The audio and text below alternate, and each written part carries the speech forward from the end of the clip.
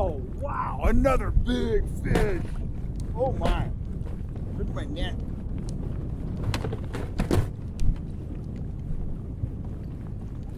I'm gonna keep this guy if I'm lucky enough to get him in the net.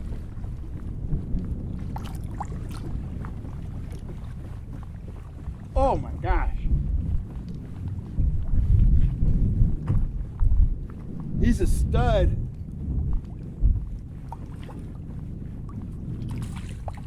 I don't know if he's big as my other one I kept, but he's big enough. He's big.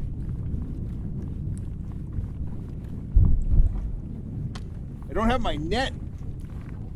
I don't have my net swiveled out all the way.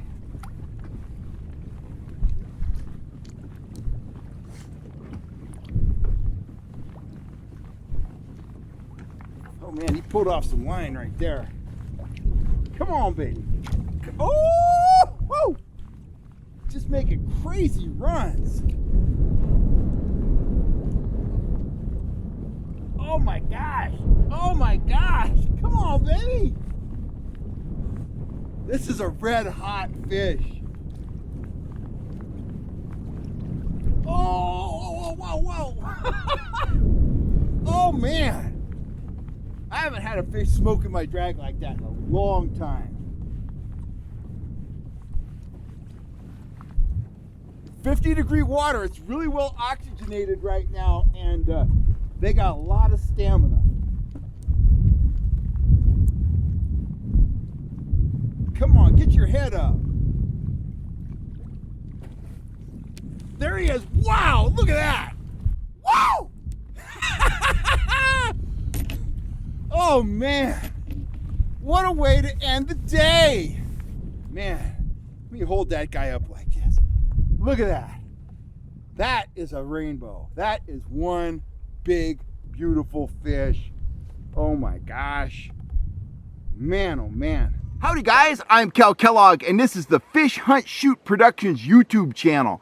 I've been spending a lot of time guiding this spring. I've been on the boat almost every day, and when I'm not on the boat, my partner Wes has been out on the boat. So the FHS boat has been running, and we've been catching a lot of trout, and we've been meeting a lot of fine folks, and we've actually had some recurring questions from some of our clients on the boat, and these questions have been replicated in emails and comments back to us through the channel here on YouTube. And here's one of the most common questions. I'll get guys on the boat and I'll be like, okay, this rod's lead core, this rod's top lining, this rod's lead core, and this rod here is going down on the downrigger. And guys will shake their head and they'll ask me, what is lead core? Okay, and I get that question emailed to me quite a bit too.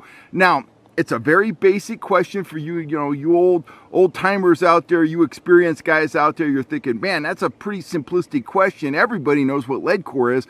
And I thought the same thing, but there's no bad question. And in reality, lead core has fallen out of favor out here on the West Coast, over the last, say, 30 years with the advent of downriggers, both electric downriggers and crank downriggers. Guys just aren't being exposed to lead core as much as they had been back in the 70s and 80s, back then. So, without further ado, this is lead core. This is a brand new spool of Suffix lead core. I just go with the standard stuff. You'll see some really fancy stuff out on the market, and I'll explain why I go with the standard stuff in just a second. But as you can see, this is 18-pound test lead core line. And lead core line gives you the ability to get your lure down in the water column. And here's why. Here's the line as it sticks out of the box here. And what you have is you have a woven, try to say that a couple times, a woven sheath. But let me see how I can get a hold of this. Inside of that sheath, you'll see right there, that is a very soft, you can bend it, it's a very soft lead wire. You see that right there? Okay, lead's heavy, lead sinks. When you have a lead wire inside of a woven sheath, that line is going to sink in the water column. Now, lead core, the entire spool is colored in 10-yard increments. The first 10 yards in this case is red. Behind that it might be blue. Behind that it might be brown. Behind that it might be purple, green, black, whatever.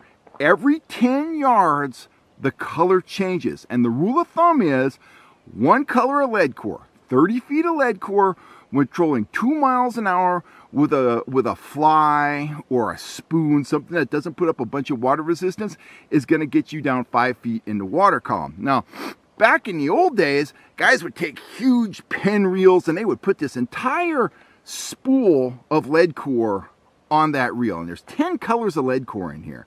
And they'd have a big giant reel and they'd have a big heavy rod, and they would fight the trout on that heavy gear, and they wouldn't fight much, but it was a very effective way to fish. Well, I'm one of the guys here on the West Coast that has popularized using what I call a hybrid Leadcore rig, and you can look it up on the channel here. But my hybrid rig looks like this.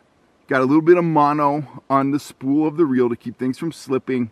Then you have 20-pound test braid, followed by 3 colors of Leadcore, followed by a fluorocarbon top shot of, say, 20 feet to 50 feet long, depending on what you're trying to do, and then a trolling swivel, and then your 8-pound test fluorocarbon leader where you actually attach your lure. Now, that may sound complicated, but once you've done it, once you've set one of the rigs up, if you've ever gone out on my boat and you've watched us fish the rigs, it's actually very simple. What that does is it allows me to get the benefits of Leadcore while using much lighter tackle, okay?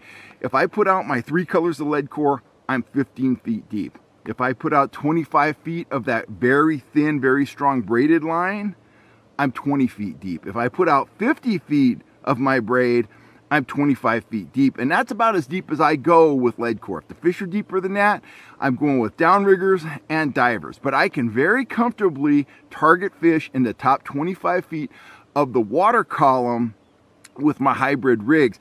And the rig is such an effective fish catcher that I've actually developed my own rod, my iconic yellow Leadcore rods, to go along with that method. But I'm kind of getting too in depth here. The bottom line is, this is Leadcore. Leadcore line is a woven sheath with a lead wire inside.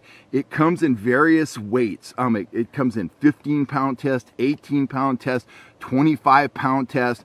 As you get up in test, you get a larger diameter. The strength of the line comes from the sheath, not from the lead wire. So as you get up in diameter, you start needing to use a larger and larger reel. And that's why I use either 15 or preferably 18-pound test with my hybrid rig. So I hope that clears things up for you. I haven't actually weighed it, but when I take the 3 colors of Leadcore off my reel, I ball it up in my hand, it feels like it weighs upward of 2 ounces. But that 2 ounces, rather than just hanging a 2-ounce sinker on your line, that 2 ounces of weight is spread out over 90 feet of line, okay? So it gets you down to the depth where you want to be, but it doesn't, put a lot of drag on your gear. It cuts right through the water. Very little stretch. When you combine it with fluorocarbon and that braid backing, very little stretch, very sensitive. I could see a spoon working back, over 100 feet when I'm using my hybrid Leadcore rig. So it's super sensitive. That's important. If I pick up a leaf, I know it almost instantly. I'll see the rod working and it'll, something's wrong back there. I got to reel it in. I got a leaf or a pine needle, or the spoon is, fouled itself or something like that. Anyway, for all you guys that were wondering what Leadcore is, how it works, what it's good for, that's my explanation. I'm sure I missed some of the finer points. Oh yeah, last but not least, I said I was going to mention this. What I find when I tie the knots on my hybrid rig, I'll pull that lead sheath back and I'll pop out the lead. Of course, I'll do it on like 8 inches of line, and then I'll use this part that doesn't have the lead core in it to tie my knots. What I find if I go with the more expensive, higher quality Leadcore, it's bonded. The sheath is bonded to that lead core really well, and it's really hard to worm the line back and break off the lead core. So that's one of the cases where the quality is so high, it kind of defeats the purpose of what I'm using the line for. So Wes and I, we go with the standard Suffix lead core, just the basic entry-level stuff. We're very satisfied with it. It's very strong, it's very reliable, and it lasts for a long time. If you don't get line twist into the lead core, it will last for a long time, well over a year, and we fish a lot.